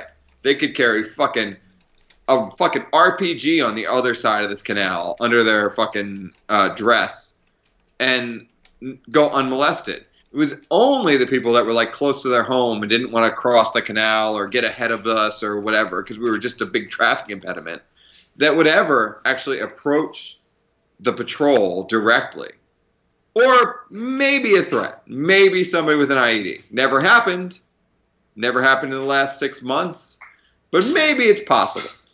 But even then, it would mean that that patrol would stop and take a knee and skyline themselves as tall blades of grass, as you said, in order to search every person that wanted to pass the patrol within this little bike path on the side of the canal. And I try to tell them that this is exactly the fucking Fourth Amendment. This is every one of these people that you stop and search and frisk unnecessarily for no fucking benefit is another person who's annoyed enough by you to maybe think about shooting you.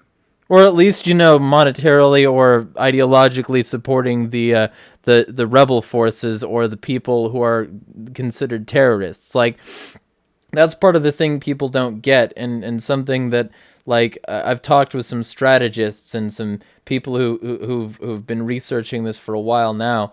A lot of these people, a lot of Americans specifically, they don't have a concept for the humanity of the people that they fight, and they don't understand, like, Al Qaeda isn't just people who go off and blow people up.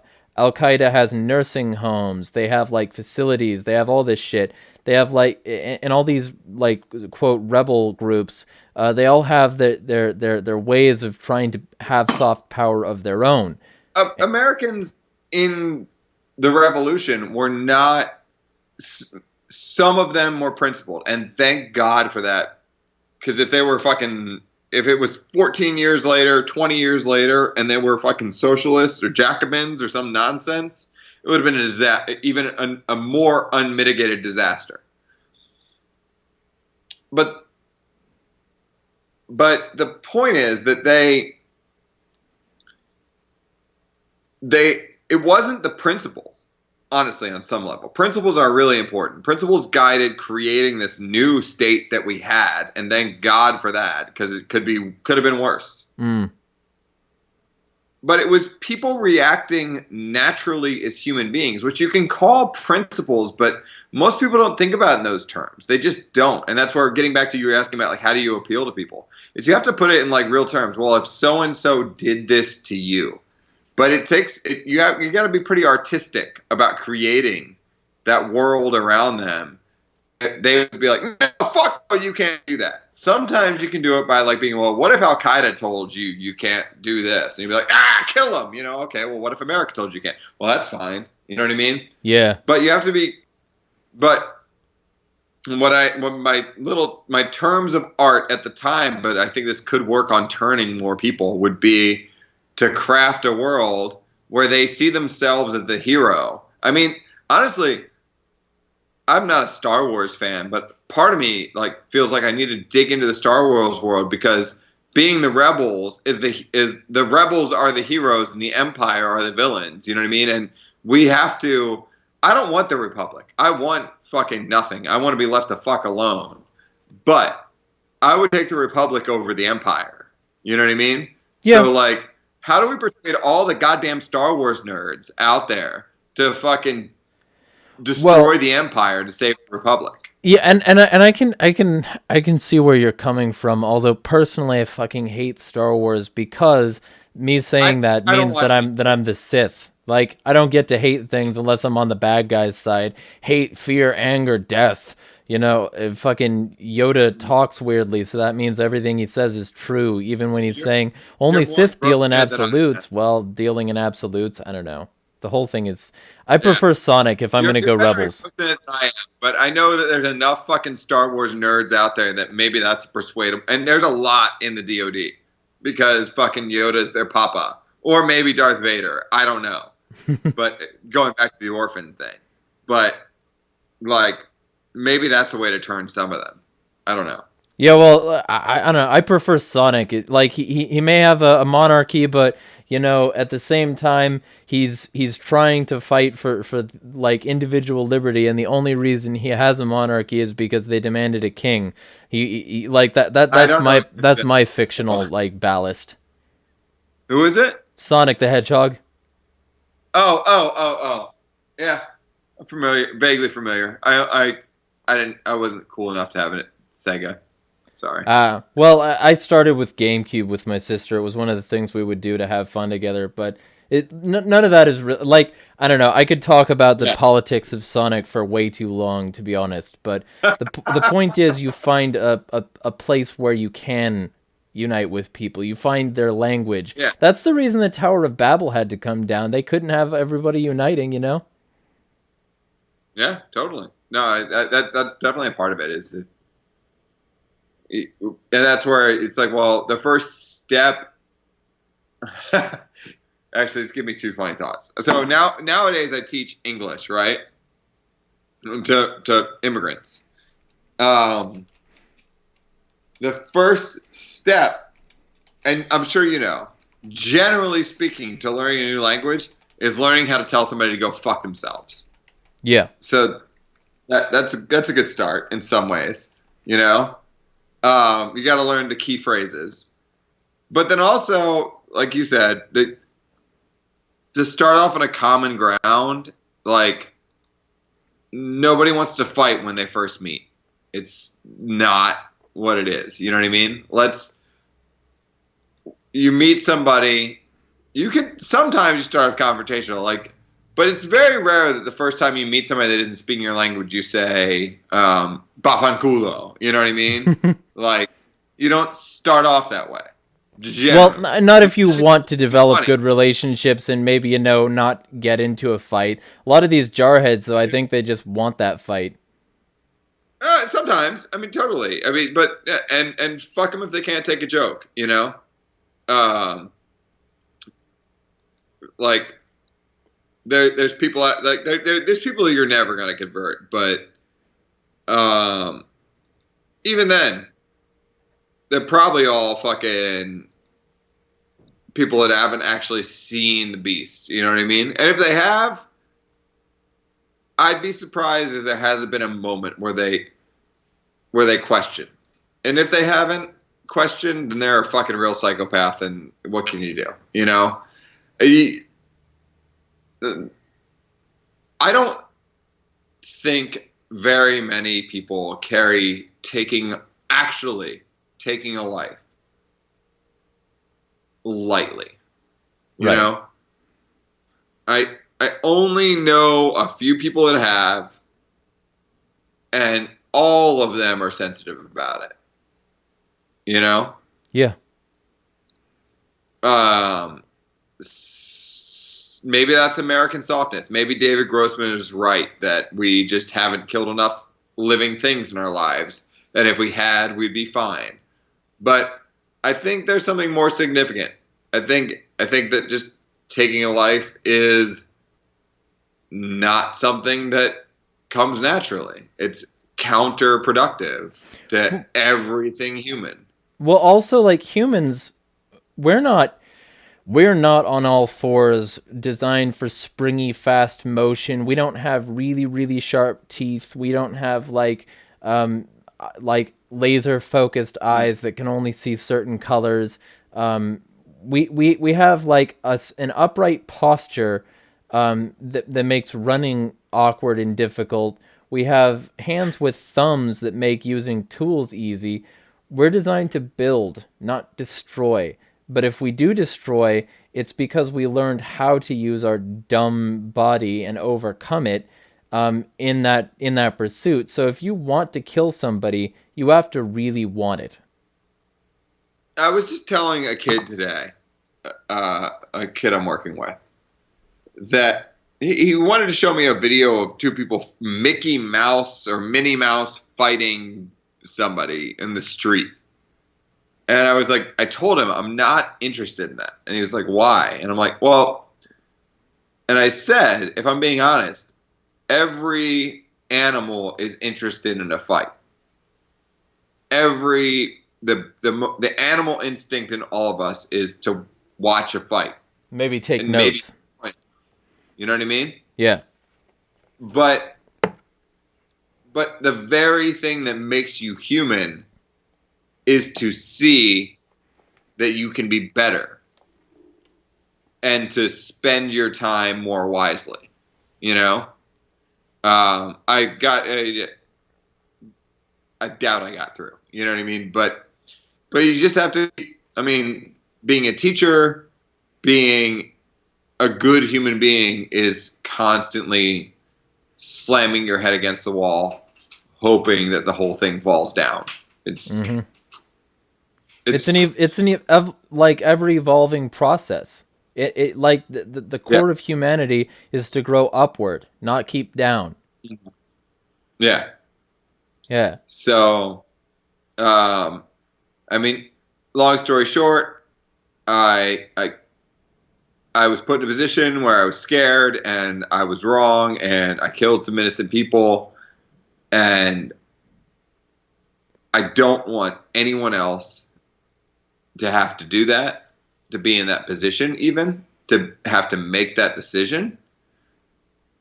So we need to reduce the warfare state, reduce the police state, stop putting people in the position where they have a gun and are expected to toe some imaginary, unnecessary, counterproductive line. And maybe we can all have better lives if we do that. Okay. So we're about to wrap this up. I could talk about shit for like 6 or 7 hours. Yeah, I could keep going forever, but I do have to go to sleep and go to work at some point, Right. and the girl definitely is tired of being sequestered in the bedroom. Right. Well, so just to wrap this up, first off, tell people where they can find you and also where they can find information about these bills you say you support, and also tell people what they should try to think about if they're thinking about enlisting, and maybe what they could do differently than you did. All right. If you're thinking about enlisting,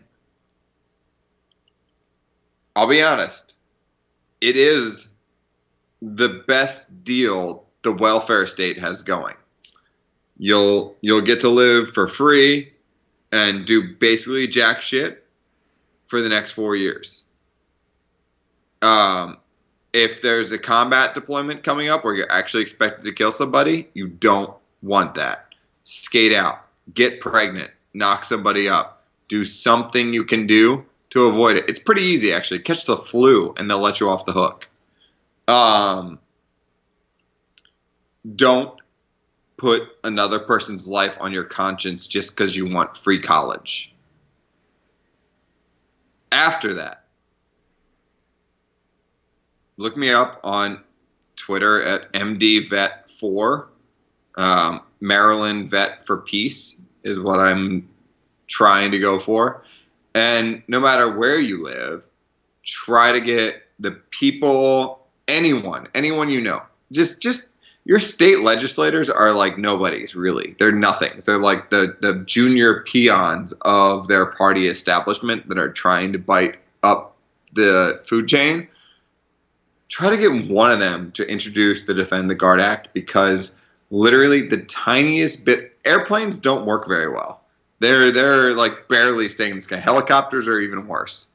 You throw the tiniest bit of sand in the gears and say that the DoD can't use them for undeclared murders, and the whole system will break. So do your best to just grab a delegate of your state by the ear and make them introduce the Defend the Guard Act.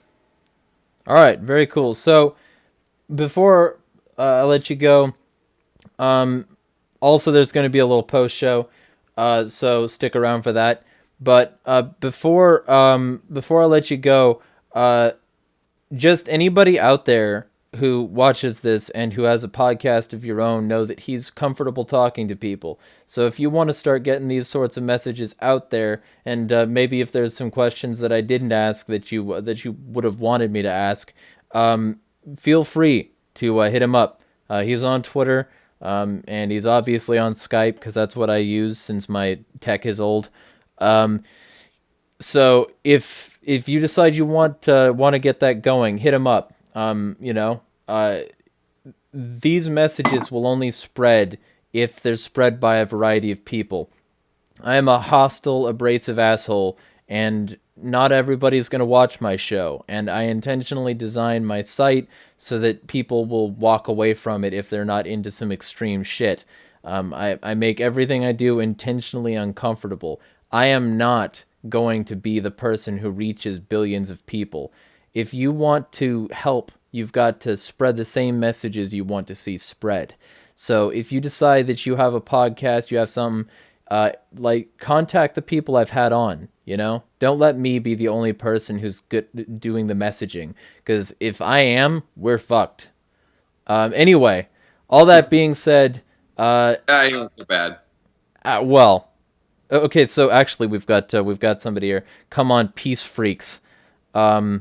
Nicholas Bacone in chat. That used to be sounds like Liberty. So if you wanted to come on, talk anti-war stuff, and also talk about music, feel free to hit them up. But all that being said, I hate myself for not listening to enough of them.